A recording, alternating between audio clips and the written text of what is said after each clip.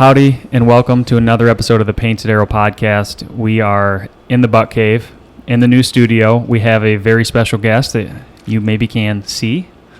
Trying our hopefully. Yeah. We're trying to film these podcasts, so we're learning. We were just discussing that, but Jake Ehlinger in the house. Thanks for being here. Oh, you're welcome. Thanks for the invitation. Absolutely. Habitat Solutions 360. Southern Michigan guy. He's been on the podcast a couple of times now.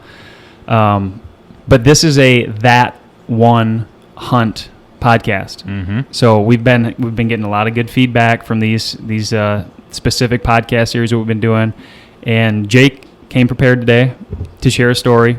But before we get to his official introduction and kind of dig into the podcast, a couple of quick updates. Number one, the Elite Series. We announced last week on the last week's podcast we have an Elite Series. Devas, tell us what the Elite Series is. Yeah, so we, as everybody knows, the Mag Pro Plus is currently only available in like one color. And so we've had enough people kind of asking about other colorways, and we did a thing with the hunting public, and they have their own exclusive color. So what we decided to do is release what we're calling the Mag Pro Elite Series. And it's going to be limited run, random drops, and we're going to do a specific colorway. It's basically still a powder-coated process, but it's hand brushed, so it's got a one-of-a-kind detail. Each one is not like the next, and so when they're gone, and we'll do another drop when the next batch is available. So those are on the website. This version is kind of like almost like a camo-looking type deal. It matches your Matthews First Light Edition Phase 4 pretty well, so kind of cool. So I just checked the inventory. There's about 60% left in stock. Really? Okay. So 40% is gone. Mm-hmm. If you do math well. So check that out. That's a big thing that we're doing. We're pretty excited about that. We've had some good feedback. I'm running one. You should too. Okay. Next. This is the most important update before we get into it here. Painted Arrow will be closed. This is real. Yeah. Painted Arrow will be closed November 1st through like the 17th. Imagine Seriously. that. Yeah. No, for real. That's a real thing. We might have some people coming in to fulfill orders, but largely we're going to be on a rutcation, I think. No, I think we just say we're closed. They're just closed. So if you order something within that time frame, You might not get it for a while. yeah. Yeah. So we're going hunting is what I'm trying to say. That's why we do this. No, for real though, on an all serious note, legitimately from like Halloween until I think 17th is the Friday. So the 15th, which is the Michigan gun openers, the November 15th. I think that's a Wednesday this year. 16th is a Thursday, 17th is a Friday. We will not be working in like through that time. Yep. We're going to have somebody in here fulfilling orders. If you guys are, you need something real hot, you're going on a specific hunt. We've had a lot of people reach out like, hey, can you get it shipped, between this time, whatever. Get your orders in early because there's not going to be a lot of people on hand during that time. Yep. We're a small company and we're going to go hunting. So it's the best way to put it. I like it. Okay. So now, Jake Ehlinger, That One Hunt. What do you think about the studio here? Oh, it's very nice. Thrilled to see you guys kind of branching out to this level. Isn't that cool? It's always neat to see where life takes you, isn't it? It's extremely wild. Yeah. It's got to be wild for you, too, because you met Nate really before a lot of this even. Like, you've kind of been passenger seat for this with the quick little trajectory it seems we've had, which has been cool. Yeah. We have plans to fill the walls a little bit more with bucks. Yeah, that would be nice. Have some more bucks in here, but you got space. Yeah. There's time. I'm sure you will. With your help. Yeah. So, That One Hunt. In the beginning, we kind of mentioned we do a quick like hunter profile, and a lot of people kind of already know you. I don't think you need too much of a introduction, I guess, but this I think helps people who have not heard of you to kind of get your background, if you will. But I guess before we go into that, is there anything that's new, hot with Habitat Solutions 360 that I guess you want to update on, introduce yourself as? Hey, I'm going on rep vacation too.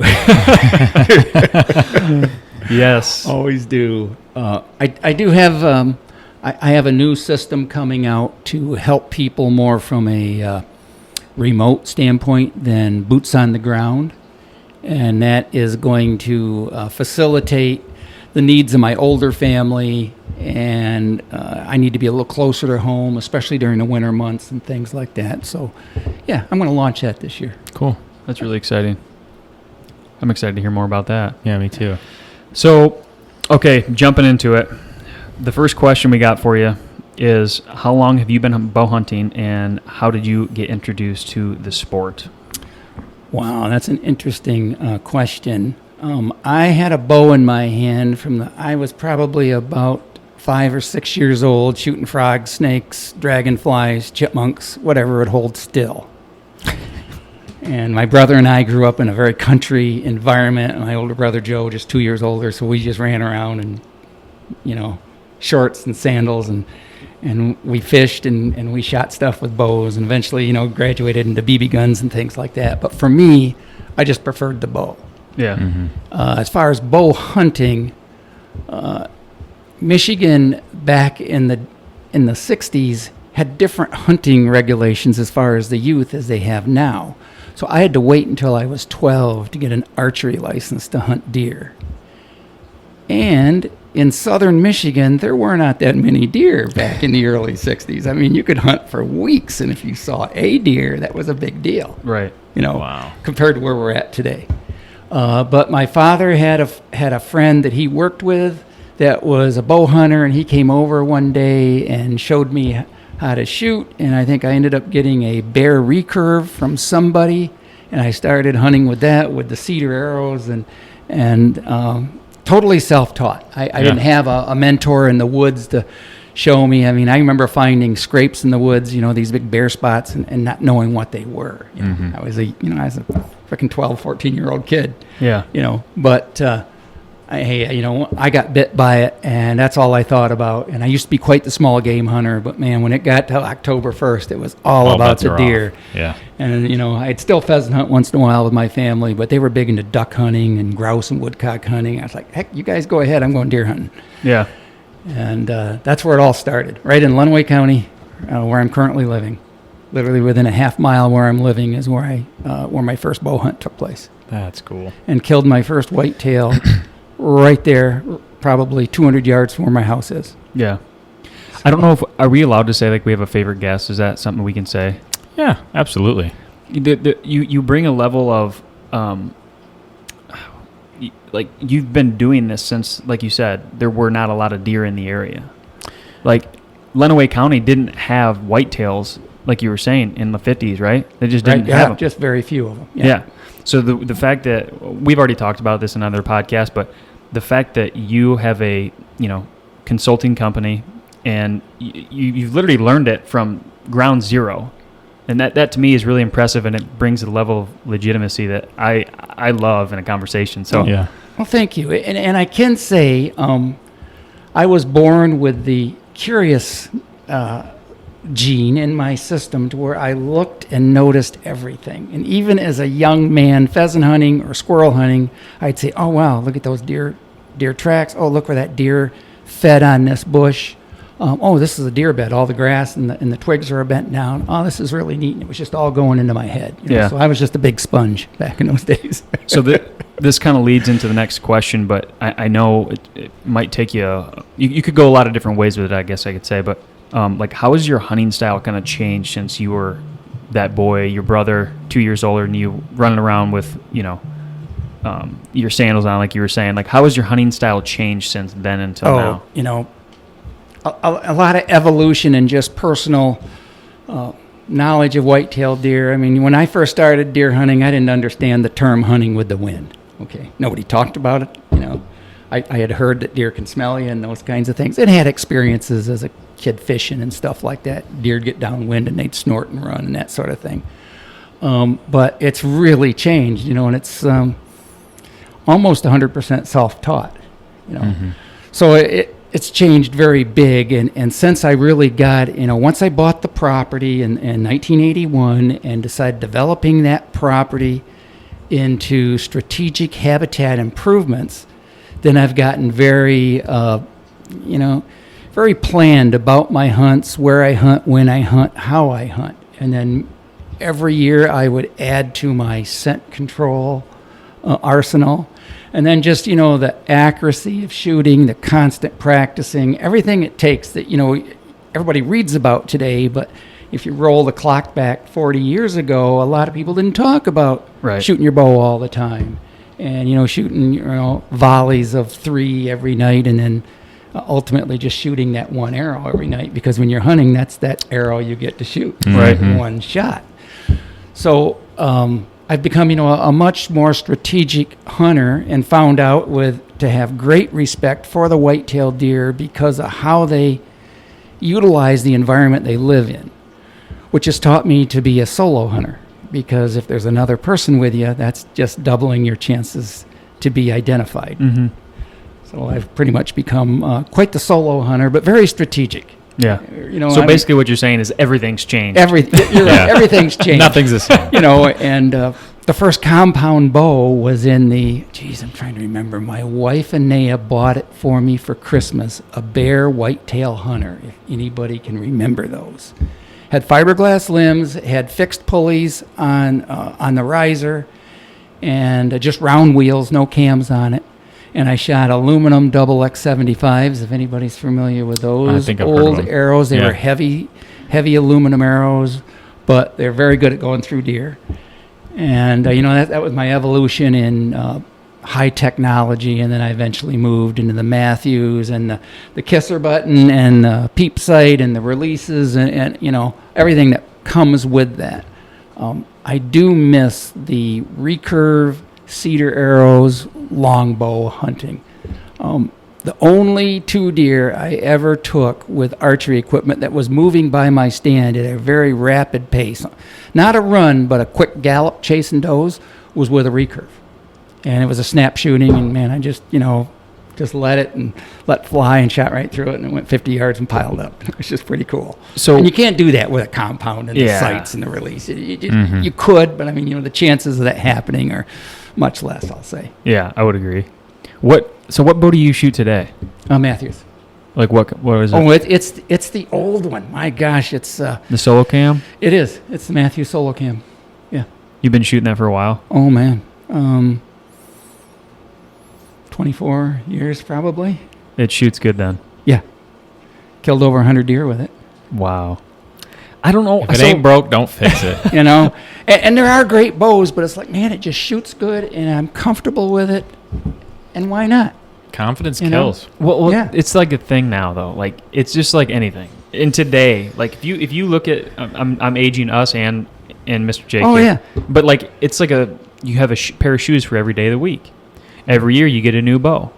You got this hat for that. You know what I mean? Like, but I feel like it's generational. Like it is. Don't you think? And you know what I can tell you, Nate? If you roll the clock back from about the mid-'80s through the late 90s, I was getting a new bow every couple of years. You were? Yep.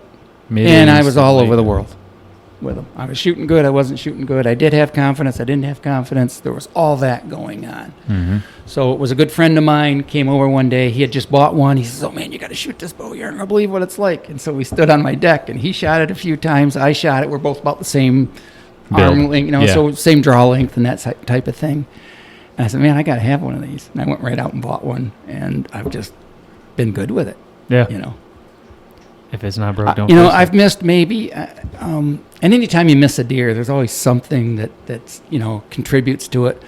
But I've missed 1 or 2 deer with that bow, and every time it happens, it's because of me. Mm-hmm. Okay. Yeah. Yeah. Rushing the shot or not paying attention to that limb that's out there 10 yards in front of me. Yeah. Kind of thing. So in your history with deer hunting, have you like bobbed and weaved with broadheads? Have you found that, oh man, I'm going to try this, you'd like it for a while, and then, oh, there's this new technology and you find you like it for a while? Or are you like, this is my broadhead and this is what I've been using? I haven't used that many, and to this day I've never shot a mechanical. And, my past history, I was a mechanical engineer, so I know a lot about physics and resistance and friction and all those kinds of things and mechanisms and the more mechanisms, the higher chance for failure. I probably went through 4 or 5 broadheads in my life, but I settled on a 3-blade, cut on impact, muzzy style that Cabela's for a while made a copycat muzzy. And I used those, had just as good a luck with them. And I probably settled in on that broadhead in the early to mid 90s. And I've shot it ever since. And that's a muzzy. Yep. And is it the like replaceable blades, or it's the all machined It's, one piece? it's replaceable blades. Okay. Yep. Gotcha. He just said something, and it like It hit you. I saw it. Did You you? were Know like- well, I never thought about it like that because you always hear these broadhead debates, right? Yeah, of course. But he just said something real simple. What did he say? He said the more mechanisms, the more opportunity for failure. Yeah, Well, it it's true. Stands to It's like a reason. super simple but You know, it's factual like- statement, and I it's never like- thought about it like that. You know, and not, hey, a lot of people, a lot of good hunters kill tons of animals with mechanicals. Mhm. Yeah, But sooner or later, everybody's going to have that one, oh, shoot moment. And I can't tell you how many of good bow hunting friends and clients I've been around, and they all tell me about the biggest deer of their life that they lost with a mechanical. yeah. Yeah. Yeah. He goes, yeah. Have you guys seen Josh Bomar just released a new broadhead? Have you seen this? I've seen it, yeah. And it's mechanical, and it's like spring loaded. I have, and I saw him like compressing the springs with his fingers, and they're like, it doesn't look very sharp if you can compress it with your fingers without cutting yourself. That's one thing that I was thinking, but like, I don't know. I don't know if I'm just like susceptible to a good sales pitch, but like it made sense when he was talking about it. But then I'm sitting here talking to Jake. He got you. You know what I mean? Did you already order them? No, I didn't. No. I'm locked in. I got my broadheads for this year. Yeah, quite honestly, in any broadhead debate, it all ends up with this final statement: shot placement. Mm-hmm. Yeah. If you put it where it needs to be, I mean, there's several bow hunters that have killed good deer with a practice tip because they forgot, were busy shooting squirrels and coons, and all of a sudden a shooter buck shows up and he walks by and they release and they hit it in the right place and they find it. I heard an Oh. argument the other day, whether you're on the mechanical side or you're on the fixed blade side, the common denominator is you need a well-tuned bow, because if you don't want your arrows to plane with fixed blades, your bow needs to be tuned well. Mhm. And if you want the mechanical blade to work the way that it was intended to, you need a well-tuned bow. Right. So have a well-tuned bow and shoot your bow, and at the end of the day, Yeah. use what you want to use. Yeah. Exactly. Yeah. Confidence. Yeah. If you know you can hit your target in your comfort zone and you know this arrow is going to do the job for you, then use it. Then do it. Yeah. And just don't take risky shots. Yeah. You know. Yeah. a Agreed. big piece of feedback that we hear at shows is like with our product specifically, because it's a filming apparatus, is like, oh, like it's almost like a joke. It's like, oh, so we can get him missing his deer, right? But I guess my point is like to the broadhead and to the tuned bow, like how many I'm guilty of it. I'm not saying I'm not, but like how many times maybe that broadhead didn't deploy right because you're taking a shot at an animal that maybe was quartering in a really weird position or moving, or all of these different variables. It's shot placement and selecting good shots. But I wanted to kind of go further and say like picking the right opportunity, Yeah. right? But yes, shot placement. Yeah. It kind of sums it all in. Yeah. But yeah. Broadheads. That was one of one of Okay. the questions. Yeah. So we'll move on from broadheads. Muzzies. That was the answer. So are whitetails by and large your favorite species to hunt? Oh, definitely. Yep. Yeah. Have you hunted any other species? I hunted moose once with an archery hunt, and it was an absolute blast. I bet. Did you get one? I didn't. I had my opportunities. It was a 10-day hunt. I went with a buddy who'd killed multiple moose with this outfitter at this location, and we flew in, and it was just a cool experience. And it's like, man, you got 10 days, and the guide says, you kill what you want, but 90% of my bow hunters kill a 45 or better, and there's plenty of 45 and betters here, so you do what you want. So I think it was the first or the second morning I had probably a 2-year-old that might have been 30, 36 inches, maybe had 8 or 9 points on each palm. And I let it go because I thought, man, I'm going to at least hold out for a 45 incher if they're that common. And then the weather went bad and we were snowed and blizzarded in, and instead of a 10-day hunt turned into about a 19 or 20-day hunt Wow. before we could fly out. But still, no regrets. Great hunt, learned a lot. Saw Arctic lynx, saw moose, lots of cows, calves. Saw some big ones that never got close enough for a shot. Wolves. I mean, yeah, just a cool place. Yeah. Yeah. Is that like what you would call your dream hunt? I've always wanted to kill a big moose, like a 60 or 65 inch moose with a bow. Put it up above your fireplace or something. So if I could ever, make that happen again, I might still do that someday. Mm-hmm. So you're going out in the woods. Besides your bow, besides your camo or your clothes that you're wearing, what is, in your opinion, the most important piece of gear that you're taking with you? Man.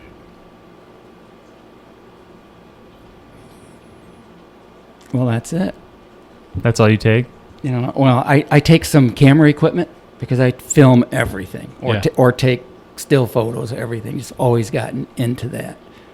But I would say second, other than my bow and arrows and all that, binoculars. Yeah. Yeah. I like that answer. That'd probably be mine. Yep. Do you take a rangefinder? I do, but hardly use it because 99% of the time I'm hunting in stands that I am completely familiar of all the distances. That's a good point. Yeah, he says. Yeah. Been hunting the same places for a while.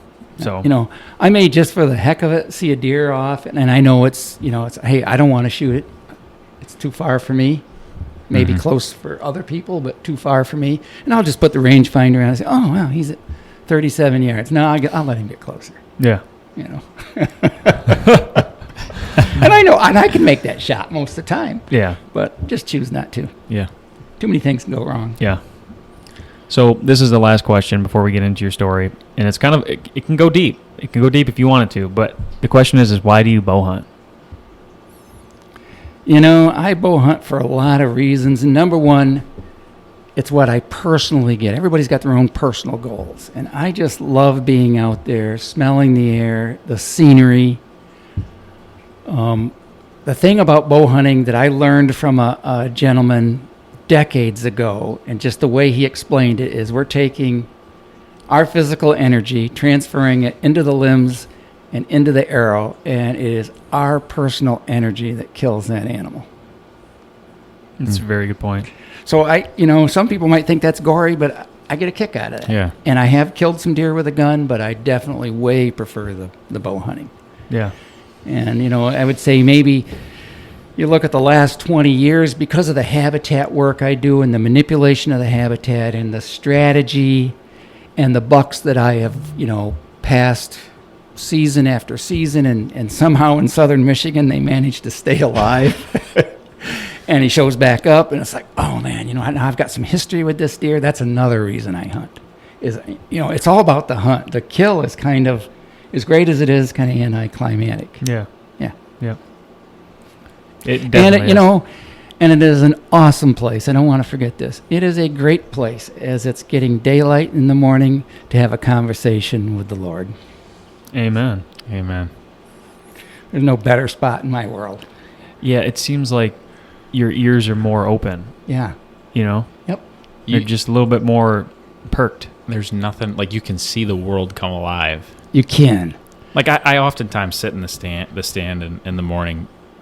You're experiencing what you're talking about, and you're like, how could anybody ever deny that there's a God? Like, look at this. I know it. Yeah. And just from almost total silence to that. First there's a couple of Tweety birds, and then maybe there's a hoot owl, and pretty soon there's geese in the distance, and next thing you know, half an hour later, there's quite a bit of sound all around us that continues all day long. Yeah, and it's like you said too, it's anticlimactic in the sense that it's just, I think every bow hunter would probably agree, like the chase of it all. Yeah, that's where the true joy is in that whole journey of, especially when you're picking out specific deer. Oh yeah, specific bucks. Yeah. It's the 3 years of history you had, and the pictures and the encounters and the skirt in the wind, and all these little things that just add up, and then the kill is kind of like almost like a disappointment. Over. Yeah, there's a lot of things that have to happen in a high pressure state like Michigan with, high hunter density, fairly high deer numbers, but a lot of pressure to get a deer. And that could be a specific mature doe. It could be a mature buck. To have that deer end up in front of you. I mean, there are so many things that have to work right in order for that to That's a great way of putting it. A lot of things have to go right. Things you can control and things you can't control. They all got to go right. They all got to go right. That's wild. That's right. Yeah. Yeah. Well, I think we need to get into this story. I'm really excited. So we want you to set the stage too. So if you have to go back season, like if you've got history with a deer and you got to tell us about hunts for seasons before that make something relevant for the story, go as in depth as you want to. So and we're gonna really ask questions, like sure, you Yeah. know, To go learn. as deep Yep. as you want, but we're gonna ask questions. And this deer has got a lot of that. Okay. So we'll roll the clock back to 2015. I'm there. And I'm actively managing deer. I'm killing good deer. 2014, I had killed just an incredible deer that meant so much to me because he was 5.5 years old.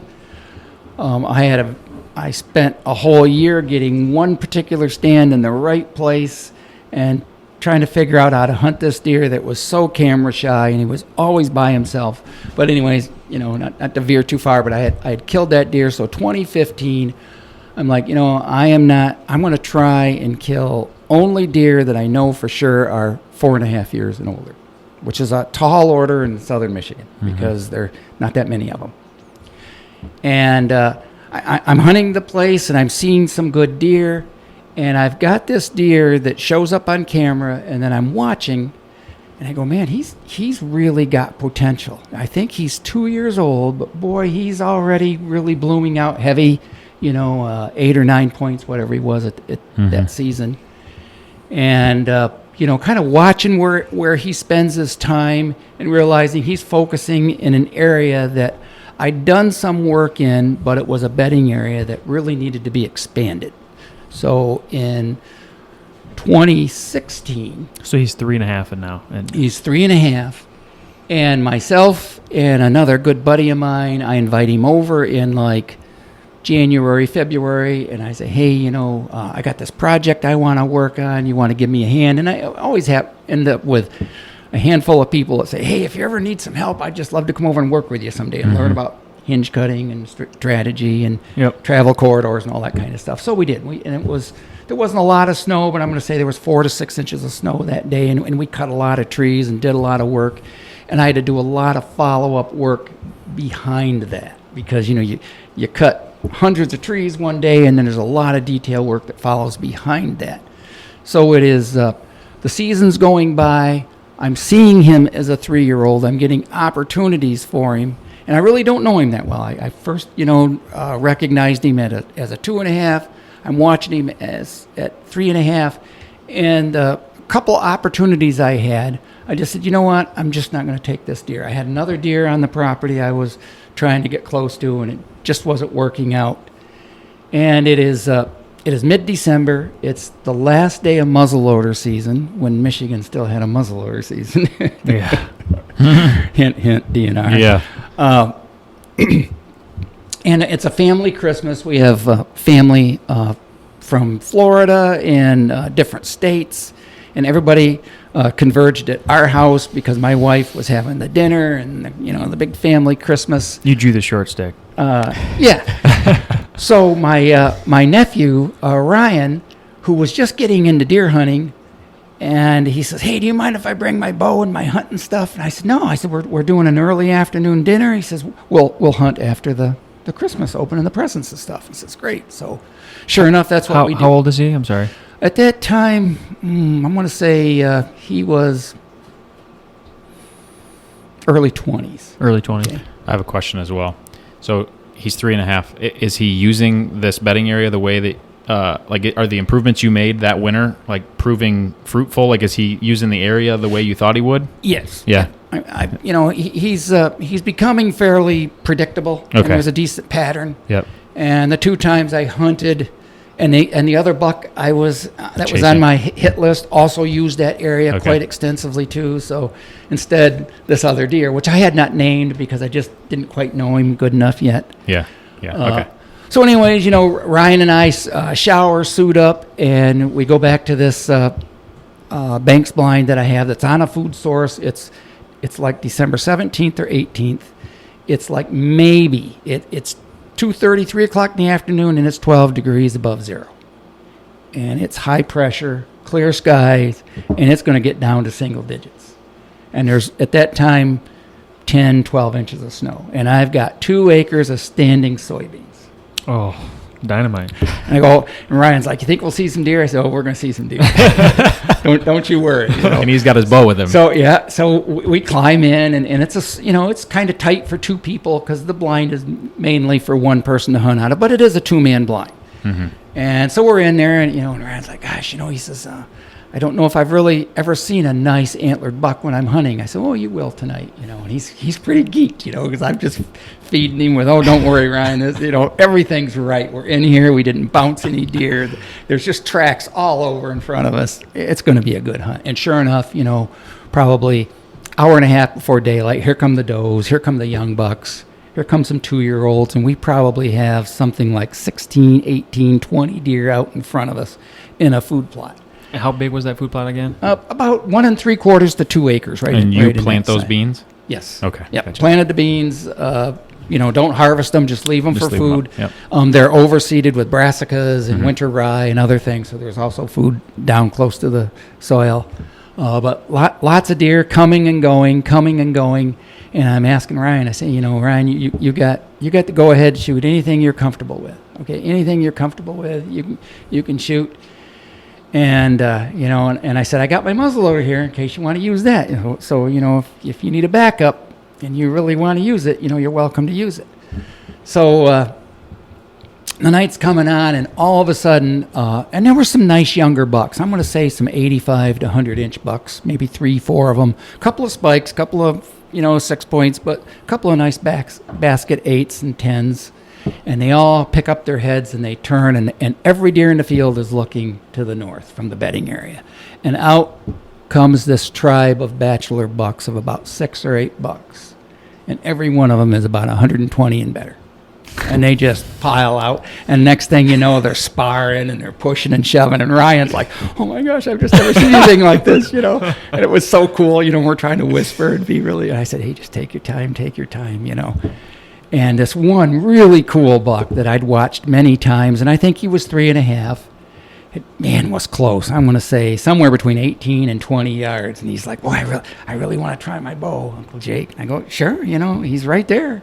I said, there's a lot of eyes, be careful. So we open the window, and he's about 3/4 to full draw, and his arrow just clips the edge of the window and makes a little, and all those deer, Clear. heads up.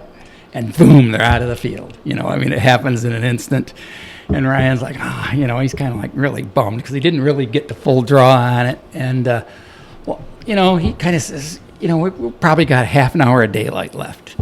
And he says, you think they'll be back? And I said, oh, yeah, they'll be back. And literally 5 minutes later, here come the button bucks, here come the doe fawns, here come the big does, here come some young bucks, and here comes more of those bigger bucks, but they're all kind of staying way over on the north side of the field, kind of out of bow range. Yep.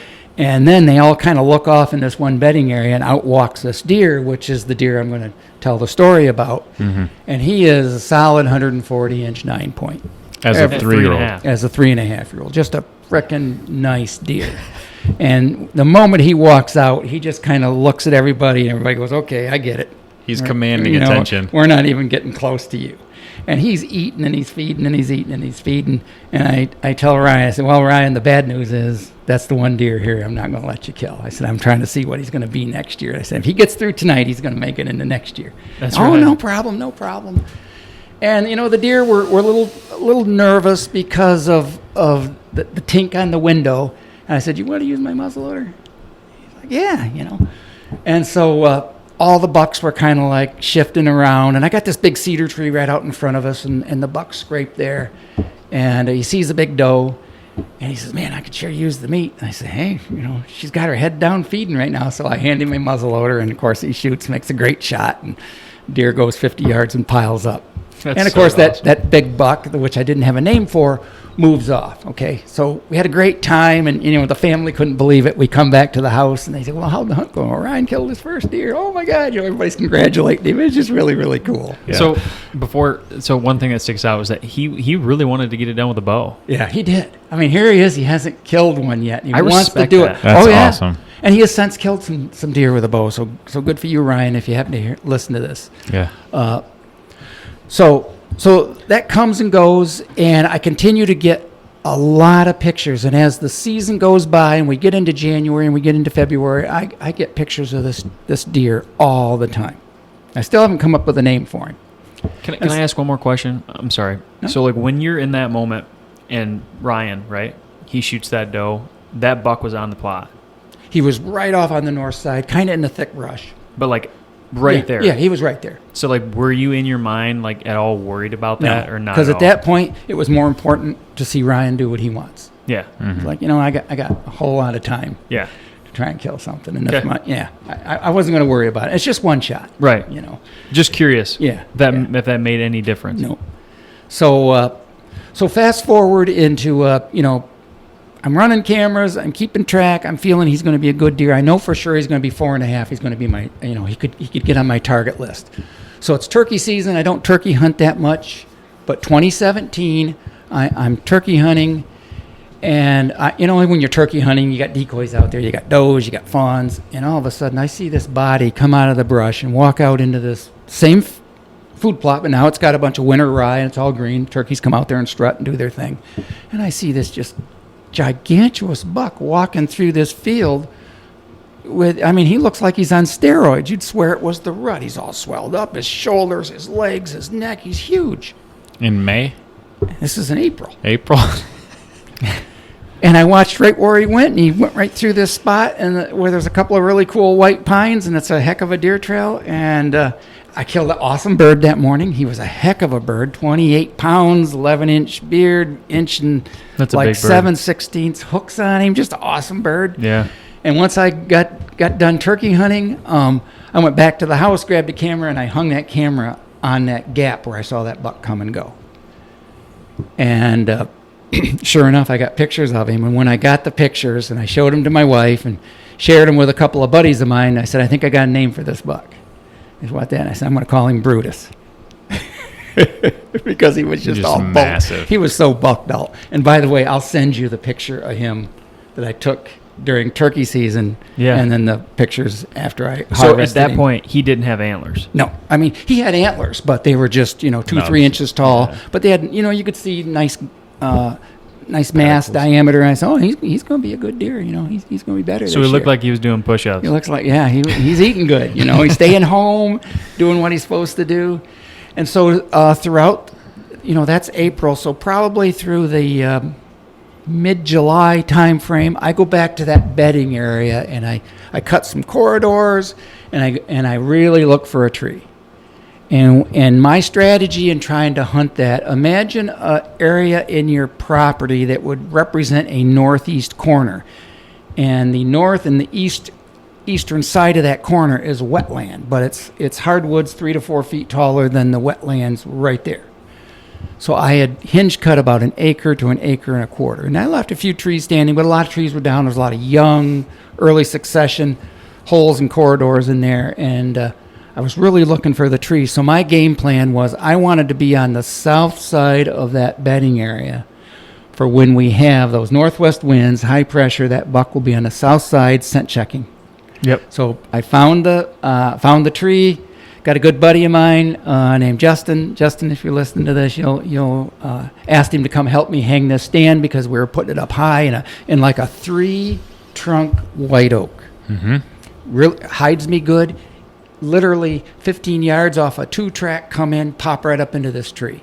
And all the time I was cutting it and creating a pinch, knowing I was going to put a stand somewhere in this 30-yard area. So selected the tree. Justin and I and one of his buddies were in there, cutting shooting lanes, and they're out, okay, and they're acting like bucks walking by me, and we're cut this limb, cut that limb.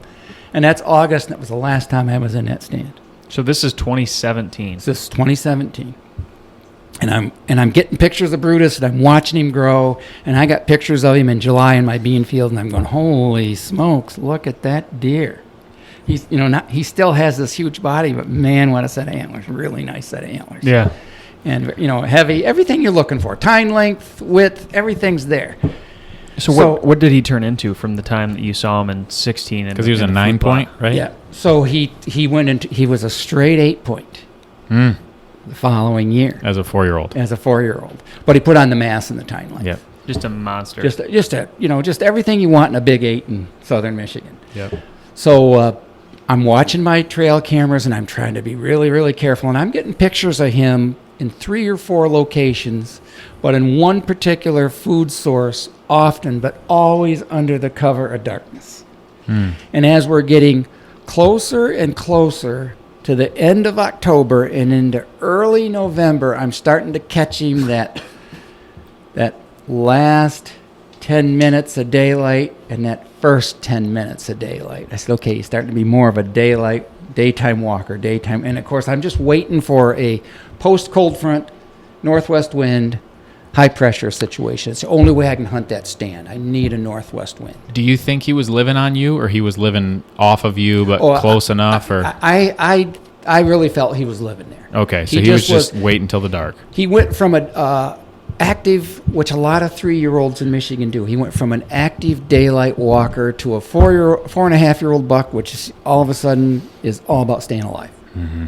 And he's just being really, really careful. So if I'm drawing this right, you're saying the northeast corner, this is like bedding, and you wanted to be over here. Yep. On a northwest wind going like that. And my goal was to have him scent checking to get downwind of these does. Gotcha. And you were waiting. Yeah, and there's a lot of does that come and go from there.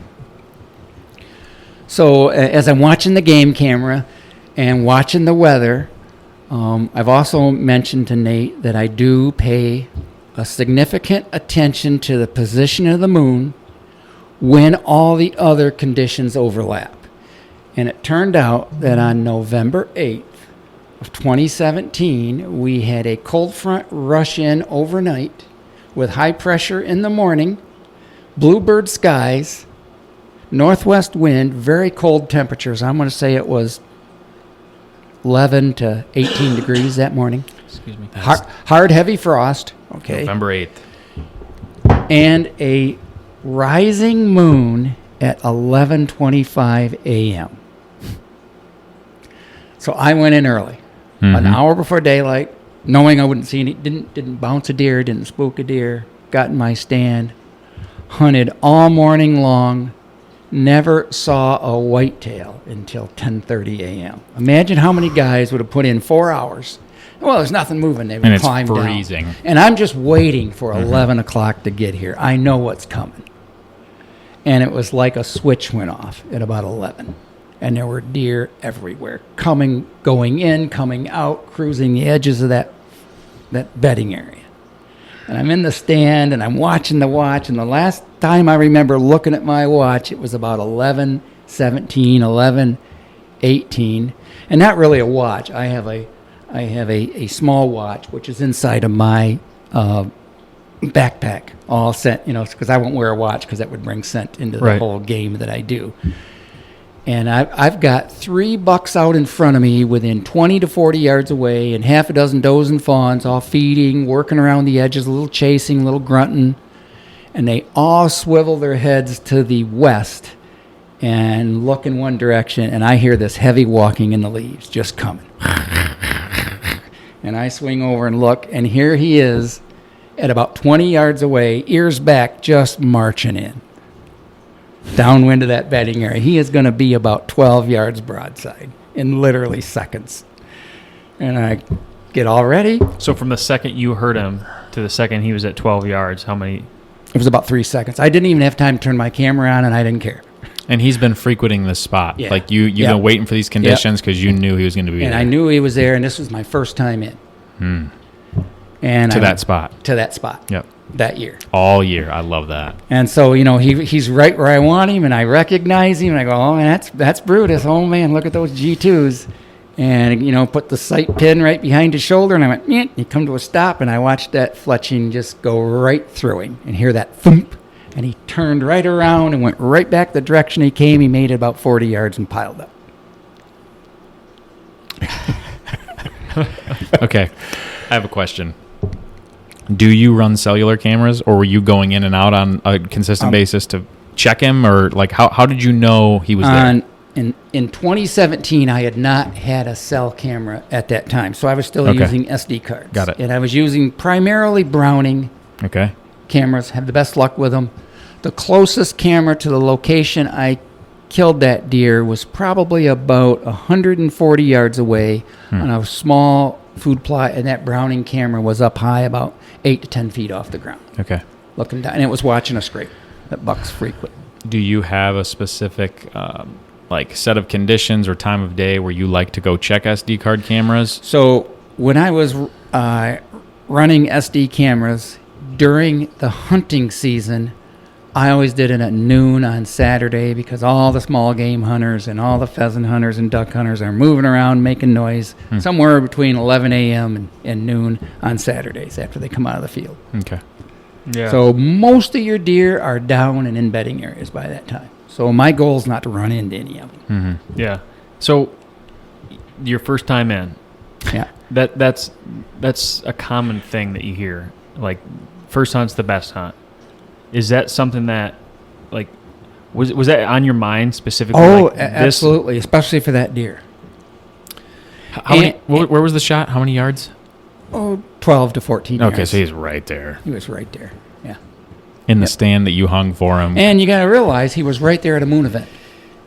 Yeah. That had something to do with it. It's not everything, but it had something to do with it. You did say that. You said you do pay attention to the moon when it overlaps with all the other Conditions. What are all the other conditions? High pressure, northwest wind, and then the right location, of course. Okay. You talked about the so northwest cold, wind. it has to be post cold front, northwest wind, high pressure. I love a northwest wind.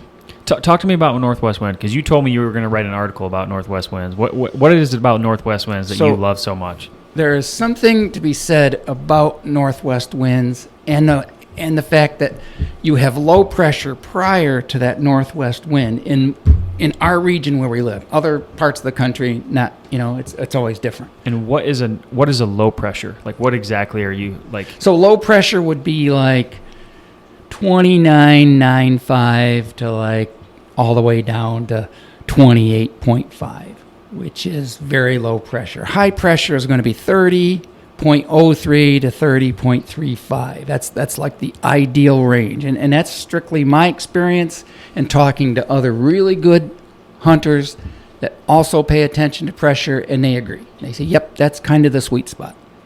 And it doesn't mean, all deer are different, so yeah, you can have some move under, maybe it was 29.95 and he's up and moving. Maybe it's 30.4 and he's up and moving. But generally, it's in that tighter gap. But I don't even understand what that means really. High pressure. Like, So- what does that actually mean? What does that mean to the deer? Well, I can tell you when a cold front comes through, you're typically we start with a southwest wind, gusty, breezy, clouds come in, precipitation falls in a form of rain, sleet, snow, and it lasts for more than just a couple hours. It's 8-10 hours, and man, it's blistery. When that front is completely past, your temperature has dropped significantly. So I'm always looking for that 20-degree temperature change. So the day before, it was like 53 degrees. Mm-hmm. And then our high on that day was probably going to be, 38, 42 degrees, something like that. So it was a, big change. And we had super cold morning, heavy frost. It was, oh gosh, I love those. Yeah. It's great hunting food plots, and I have a lot of fun with those. But man, there's just nothing about being in the timber when you can hear a squirrel, 250 yards away, and you also hear those deer moving around 200 yards away. And it's just very magical. Yeah. Sorry, I interrupted you No, like three no, times, not- but you were not- talking about northwest. So the northwest wind associated with a cold front takes a significant amount of time. And during that amount of time, there's all this precipitation and swirling winds from multiple directions that don't make wise old bucks all that comfortable. They live and die by their nose unless they're in areas where they never frequent people, and then they'll take risk. But with the more people, the less risk they're going to take. So they rely an awful lot on that wind. So they're going to stay bedded throughout that entire front, okay? And then when that front changes and the pressure's up, they want to get up off of their feet and not only feed, but at that time of the year make rubs, work scrapes, kind of follow their jauntlet, whatever that pattern for how many acres they're covering. And they've put up with the entire front on their belly to wait for that opportunity. And now it's like, okay, I got things to do. And of course, at November 8th, that's just when the does are starting to peak into, we're just starting to get multiple does coming into heat. And man, he's looking. I mean, there's no doubt he was cruising. Yeah. He had one thing on his mind, and that was to scent check a girlfriend and have a date. Yeah. You said something really critical, like a front comes through and the wind's switching all over. It can't really decide which way it wants to go, and that makes a buck uncomfortable. So you think that's a big part of why bucks will get on their feet is like a wind switch or not an inconsistent wind? Like they feel more comfortable on their feet where they can see and smell. And one of the coolest things that happened in this hunt, and Nate, you had drawn that diagram, is that buck was bedding. Go ahead, take it. That buck was bedding a little to the west and a little to the north in another spot I'd created years before. So he took this path. So he was tailwinding when he came to my area. And that meant he was so confident there hadn't been a human in there. He was walking with the wind. Yes, there hadn't been a human footprint in that part of the woods since August. Because it was coming out of the west. It's November 8th. He's had literally 3 months of no humans. This is a safe spot. Every time I come through here, there's nobody here. So I can take a little risk. That's interesting. So if he's walking from there, so he's walking, yeah. So he's only getting the north that's coming out of the bedding area. So his goal was to come around that southeasterly corner of that bedding area and then scent check the does. Yeah. Okay. And you were on the corner. And I stopped him. He didn't quite make it.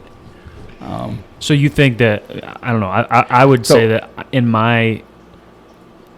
You look at the wind and you almost think like that mature buck is always going to face his nose into the wind. But you're saying basically that if you stay out of an area for long enough where that deer feels so comfortable in that area, he knows that he's never smelled anything in there, they're going to break those rules a little? Right. Or it's a region of the country where the hunter density is down to 1 or 2 hunters per square mile. These deer aren't near as wary. Okay. Yeah. Or you take Michigan public land where they're running into 34 hunters a weekend, they're going to pay a lot of attention. Yeah. So, do you often set up where you're giving the deer a little part of the wind? Like you're not setting up where it's just strategically blowing your scent the opposite direction, but you're maybe setting up a kind of on and off wind where you're giving him a little, but not enough to get you? Like as it gets closer to the rut, and when intel is telling me I got a shooter on his feet, moving in these areas I want to hunt, I'll take a little risk. Yeah. But not that. And Nate and I have talked about my scent control, and it's very good. Yeah. I'm real happy with it because I can walk in, get to my stand, and these big does can cross right over where I walk and never put their nose down and sniff me out and go through all that. So that's That's a big so part even of it. if I don't kill that deer that first time and 4 or 5 days later we have duplicate conditions, I can go back in and it's pretty much first time in again because I haven't stunk it all up with it. Yeah. And the deer haven't walked around for 3-4 days after I was there going, oh, there was a guy in here. I can smell where he touched this and he touched that. I just, like I told you, I'm like a surgeon. I walk through the woods. I don't touch nothing. So when you're doing the improvements to those bedding areas and so forth, when are you giving it to the deer and staying out until that first sit? Like, what do you have like a hard cutoff? Like you said, you were in there maybe around July. Yep, I did some habitat work in July, but really I'm okay until Labor Day weekend. And then you're out. Once those bucks change and peel that velvet, now they go from the more open hardwoods so they don't damage their antlers. Now they're going into the thick cover, moving back into these bedding areas where anybody who runs cameras said, man, I haven't had a decent buck in this area. And, they always move in October. Yeah, well, there's a reason they move in October. Yeah. And they do. They move in, Yeah. because they're looking and they're spreading out. They're no longer in bachelor groups. They're not all buddies, Right. Yeah, there's a lot of hierarchy being decided amongst the local bucks, Which in is like any given area you're right in. now. That's like right now. Yeah, right now there's I noticed a lot of that going on. And the food sources are changing right now too. So that has, some bearing on it. Yeah. Because as great as, soybean fields are, we've got acorns and apples and all kinds of mass crops hitting the ground. And so these deer are changing where they're spending their time. When you're patterning a deer like that and you've got years of history with him, is the improvements you've made to your property, are they enough to feel like you can learn something one year from a deer and use it the next year without like crop rotation around you also changing their behavior? Does that make sense? Like, do you feel like Yes. I mean, surrounding ag around you, I don't know if you have surrounding ag, but if you I do, do. okay. So if it's like corn one year and beans the next year, is that going to significantly change the pattern of deer and how they use your property? Or is your property consistent enough year after year that they're using it relatively consistently? If I break my property into halves, Yeah. the south half is where 90% of the food plots are. It's where 75% of all the bedding areas that I've created, travel corridors, pinch points, Yeah. very secluded, well hidden, great access stands are. Okay. So I can always count on deer movement in specific areas. Okay. Now, last year, the farm north of me, from my north border on, went fallow. For whatever reason, never planted beans, didn't plant corn. It was just nothing but a bunch of, mare's tail and goldenrod and foxtail grass. And I don't hunt over on that side all that often, but I really know the cameras I have there, and I have cameras there all year, cell cameras, Yeah. to just identify the bucks and the does that are moving through there. And also if I've got the occasional trespasser, I know he's there. Yeah. Yeah. Okay. And I just noticed, man, the deer sightings dropped off like you can't believe. There was 20-some days without one deer on a picture. On that end. There were no acorns. It was a zero-mast year, and there was just nothing in that north field. It was just a bunch of weeds that turned brown. Oh, why would the deer be there? And literally, 40 acres south of there, where all my food is where all the deer were. Yeah. I mean, I could go out nights and see 50 deer. Do you feel like towards this time of year where the food, like you say, is changing, that the ag fields don't play as big of a role?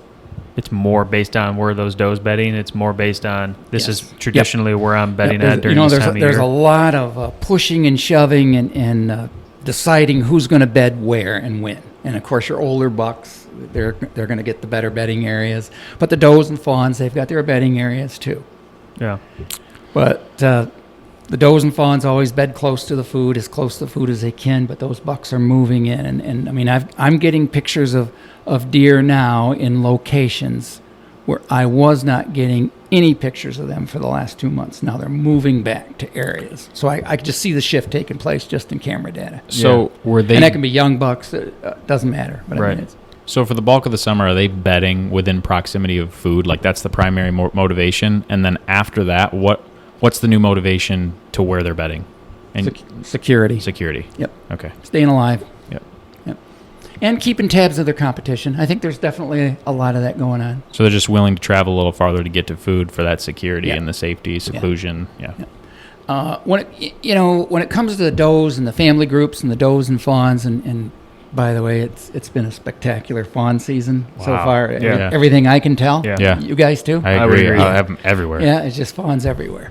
But the does and the fawns seem to be pretty closely related to the food. And, this year in the food plot season, we had drought, we had all those. It was tough on guys trying to get food established in the normal time, which is late May to middle of June. No rain. And so I definitely picked up on, I got all these does bedded really close to the food, and what little bit of food I'm growing during the drought, they're just coming out and hammering. Yeah. Yeah. And now they're kind of spreading out, and now the groups are together. I'm now seeing 4 or 5 does, and they're 2 fawns, single fawns, triplet fawns, whatever, in a group. I'm seeing groups of 11 together on camera. It's like, okay, the family groups are getting back together. The does are fawns are losing their spots. I mean, we're right around the corner from, the big event. The big event. So, going back to this hunt, when you were, you just made that 12-yard shot, you saw him pile up 40 yards away. Was there anything notable in the recovery? Did he have any injuries on him that you didn't know about? Anything like that?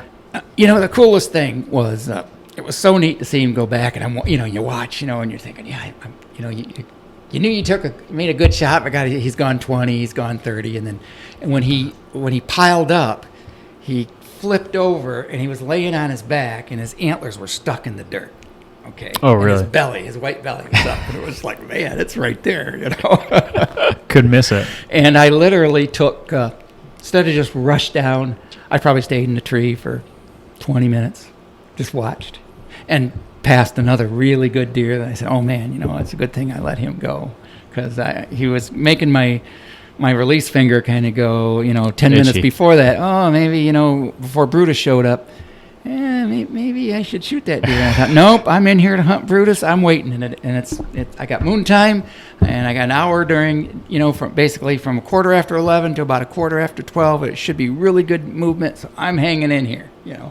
And I didn't have to hang in. Now his stats were he field dressed at 241 pounds. Really? That's a mule.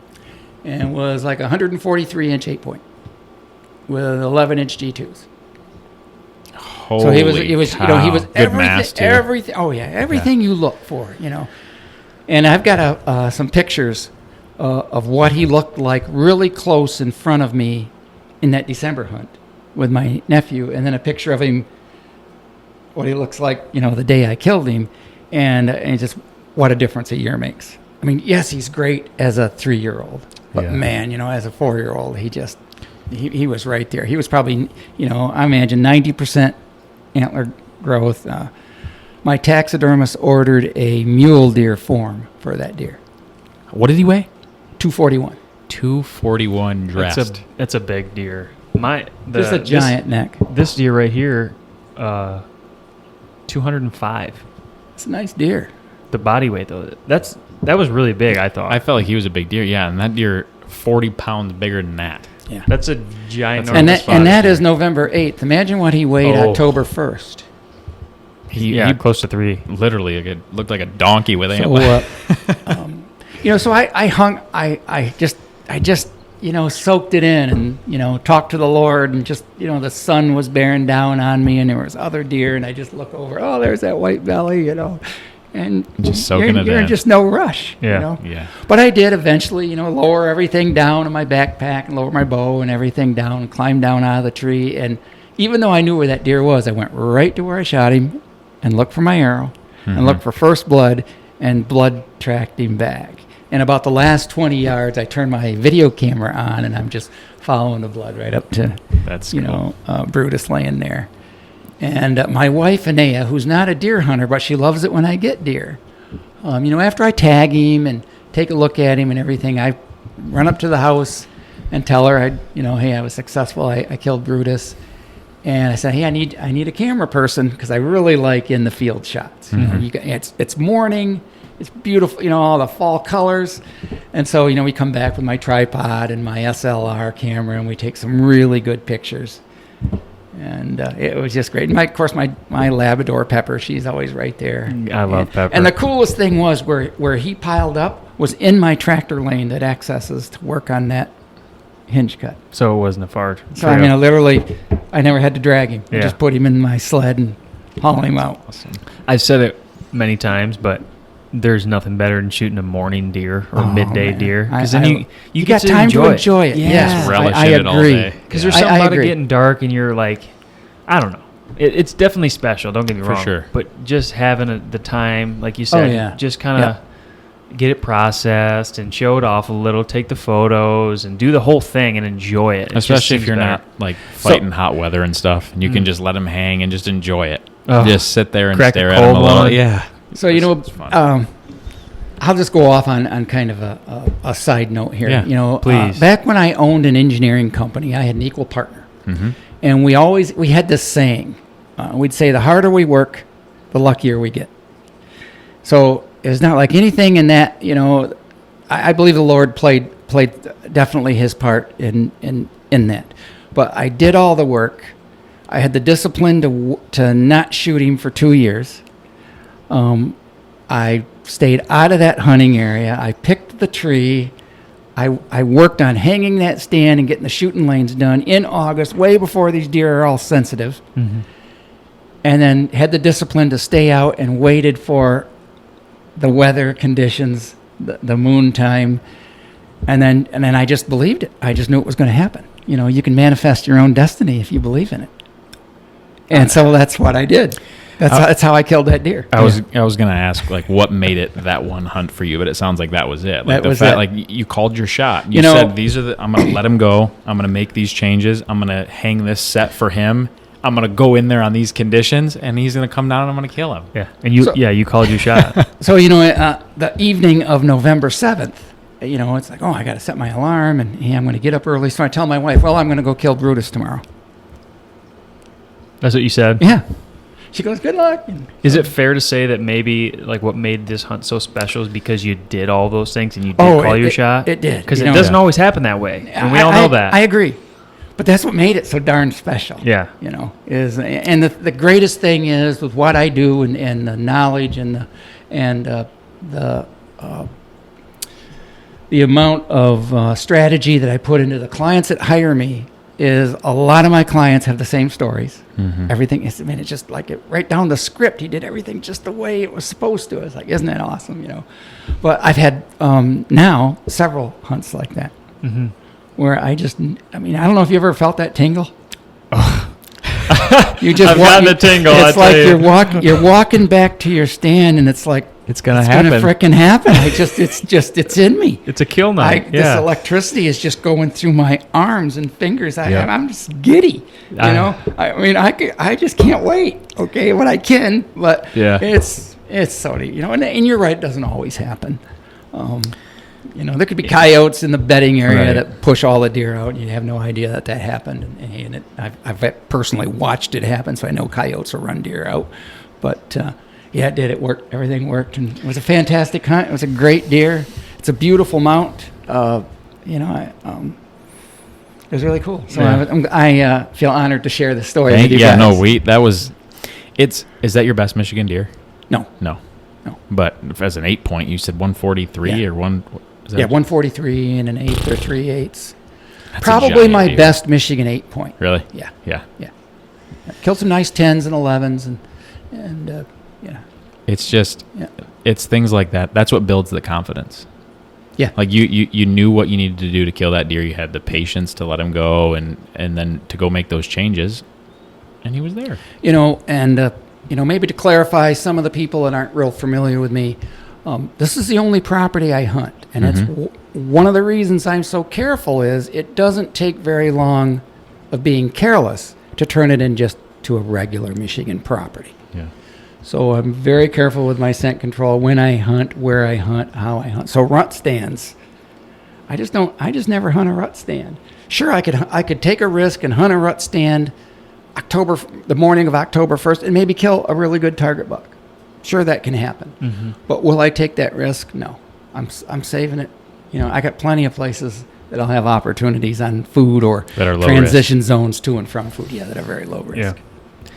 Yeah, I love this series because it brings out emotion. Yeah. You can obviously see that and just the excitement that leads up to it, like we were talking about. But right now specifically, this really is getting the juices flowing for me personally, but I got to imagine the listeners too, as we're getting into this time frame of we're right around the corner, knocking on heaven's door here. We're 3 weeks. Yeah, that's 3 weeks, man. Yeah. And there's early antlerless coming, and youth hunt is this weekend. Yeah. And Liberty Hunt, they call it 2 days. Yep. So kind of warm. Good luck for those guys. Mornings. It's a little early to this could be a tough hunt, but you never know. Yeah. But hey, the guys that want to go after antlerless deer, and lots of guys I know that are in a little heavier ag that I'm in, definitely go out and shoot those does, especially if you've got a lot of them. Yeah. So as we close this out, I want to close with this question.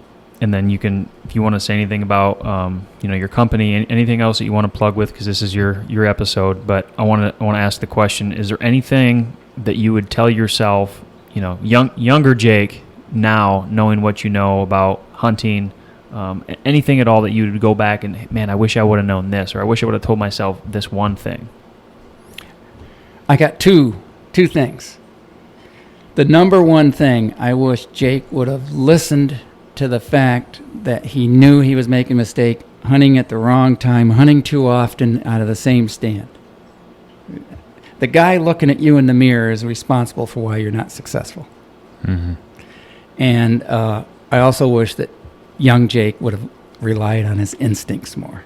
I have another really cool hunt. Maybe someday we'll talk. And it was all about instincts. Mm-hmm. I would love that. Yeah. We should follow up with that at a we can talk about that future sometime. time. Mm-hmm. But yeah. Yeah, that's unique. That's the hardest thing, is not over hunting. Because when you're young, it's just fun. You just want to go over hunt, and who cares if I'm blowing this stand and I got nothing better to do? I want to go deer hunting. I mean, that was me for a long time. And quite honestly, you want to do that. Hey, do it. It's free country. Do whatever you want. And I've just gotten to where I've turned it into the chase. Yeah. And I just choose not to shoot younger deer. So there's only gonna be 2 to 3 deer that I'm even interested in. In a good year. Yeah. And hey, if I'm lucky enough to play it right and get close to them, awesome. And I do love getting close to deer. I mean, most of my archery kills are between 12 and 18 yards. Sure, you can shoot them at 35, but I just soon shoot them at 18. Yeah, why not get them a little closer? Why not? It's an intimate deal, too, when they're that close. Like, oh, man. It's like the most primal thing. Like you said about the storing the energy in the bow, like you are trying to take an arrow and shoot it through the heart of an animal that's 12 yards away, and then it's going to go in the freezer and feed your family. And I'm sure both of you guys can recall a hunt when I say this, where they were so close and you did something you shouldn't have, and the hunt fell apart real quick. Yeah. You can see that's the you thing. can see their thoughts. That's the like thing their eyebrows. about when they're close. You better be all business. Yeah. Because they won't give you that second chance. Yeah. 100%. 2-year-old maybe, but when you start getting 4 and 5 and 6-year-olds, man, they just, there's nothing goes into doubt. Especially in, Michigan, Pennsylvania, your high hunting pressure states. These are tough deer. They deal with us all the time, and they're still able to avoid us. It's funny. Like, we're all from Michigan, so we all kind of know. We kind of just know the pressure. Like people from New York too. I know New York is a really heavily hunted state. Yep. That's a heavily hunted state. Pennsylvania, too. Yep. right? Yep. There's a lot of hunting pressure, but it really is different. It's so different when you hunt a different state. And you compare, even on public land, you can tell. I mean, it's like you have to add. You feel like you have to add that. Oh yeah, in asterisk. Michigan. Yeah, in Michigan. So just in Pennsylvania. To follow up with that, with my consulting business, helping people develop long-term habitat plans and hunting strategies, I spent 6 days this year in a region, and I'll just say a region of the whitetail habitat this year, where every landowner had somewhere between 500 and 1,500 acres. They all communicated with one another, and nobody was killing anything unless it was at least 175 or 180 inches. And they worry about hunting pressure. And I just look at them. I say, "You got no idea." Yeah. I said, "There'd be 35 guys in this section right here. Yeah. That you and your one friend hunts. That you're worried about pressure. Yeah, that you're worried about pressure on this 1,200 acre property." That puts it into perspective. It really does. Yeah. It really does. Yeah. And I get it. I know they work hard to get close to those bigger deer, but man, I'll tell you, they bought 40 acres here in southern Michigan. They'd find out real quick. Deer are so interesting too, how they rise to the occasion to still be elusive. They do. The whole urban bow hunting thing is very interesting to me. These people are going in and hunting 1 acre parcels behind big houses and neighborhoods, and these giant deer are just tucked in this stuff. You can see the jungle gym of the neighbors and the fence and the barbecue grill on the guy's patio, and he's in a tree. And it's like, these deer are tame. He's just really smart. He knows that he can bed off the backyard, and he's never going to be messed with. Yeah. And it's just they rise to the occasion. It's so interesting. Yep. Well, Jake, you never disappoint. Oh, well, I just talk about something that I love. Yeah. Is there anything that you want to plug? Your website, ways people can get a hold of you, anything like that, or you don't have to? But I'll just best way to reach me is through email, and that's jake@habitatsolutions360.com, and my website is habitatsolutions360.com, and you can learn all about what I do and how I can help you. And if you're a guy that's owned property for anywhere from 3 years to a dozen years, and you're frustrated and you're just constantly questioning yourself, and you can't really figure out a pattern, well, there might be some things that are missing that I can help you with. Mm-hmm. And I always try to fill those gaps for people is to get deer where they should be, and of course teach them and help them learn as they go along and climb that ladder one step at a time, how to change their hunting and change their style so that their opportunities become more frequent. So at the end of the day, that's what we all want, more opportunity, right? Less time, more opportunity. Yeah. Absolutely. All right, guys. Thanks for listening. If you, I think you should reach out to Jake. Like, if you're even considering trying to make improvements, what a wealth of knowledge. Just a really great guy, easy to talk to. You brought especially with this new thing you're getting ready to release, where it sounds like it's a little more like a remote deal that somebody can still get some value out of. So I guess pay attention for that. That sounds like an awesome tool, though. Yeah. So awesome, Jake. Thank you. Appreciate it, everybody. We'll catch you on the next episode. See you. All right.